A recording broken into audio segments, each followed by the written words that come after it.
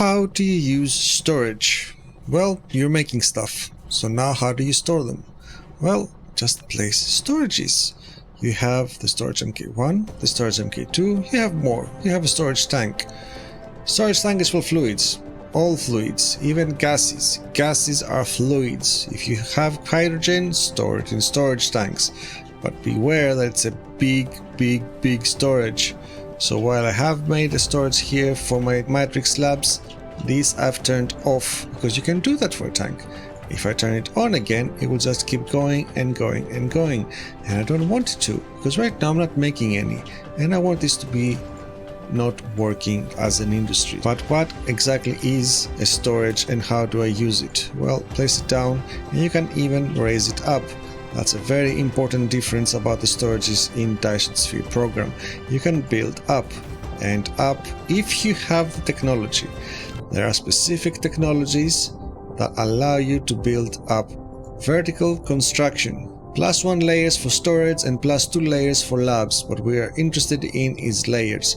This technology, if I research it, will allow me to build above the initial limits, which for storage is 2, as we just saw. I cannot build any other storage above this here. For labs it's 3, and there they are. But vertical construction for storage at the start is 2. Research it to get more. How do you put stuff in? Well, by sorters, of course. What do you mean? It's the same thing as everything else. You place this, go in. Place this, go in. There is a bug. So now that's going inside. That's wonderful. How do I take out? Well, you take out by here. Again, sorters. From in, out, from there, out, from there, out. And that's something you can use as a buffer. Now, what does that mean? Well, if I click on the top, nothing is there, because it hasn't reached it yet. But if I click on the bottom, there they are, being added 3 at a time, because I have 3 sorters working all the time. What will happen if this goes all the way down? Then it will start populating the one above it. But also I can click on the storage below and limit how much I want this to be used as. So if I limit it right now to 2, then that no longer is applicable for depositing up to 200. So now it starts going up here. There it is. This introduces a very nice mechanic. Because you cannot take from above unless this is full, if I bring a belt 2 levels up and start going at it, and then have this output from the top, not from the bottom, from the top out to the belt, then that will take from above, but it will not take from below.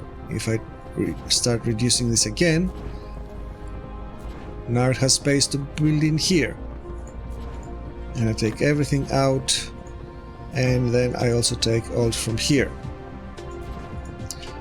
Nothing comes in. Stuff does still come in, but they are just stored below. That means you can use this as an overflow. This is a very simple way to have an overflow for your factory, and I have done so for my hydrogen. When I have overflow, then it goes into thermal power production. This is configured just for one slot, so if I need them for matrices, then it goes to matrices first. If this is full and I'm making more, then it can also be used to power my factories. It's a very simple overflow priority system that I like because of how storages work. Keep in mind though that they do not have an on-off switch like the tanks have, and that is something else that you need to be aware of. They do fill up from the bottom and go up. That's the same thing.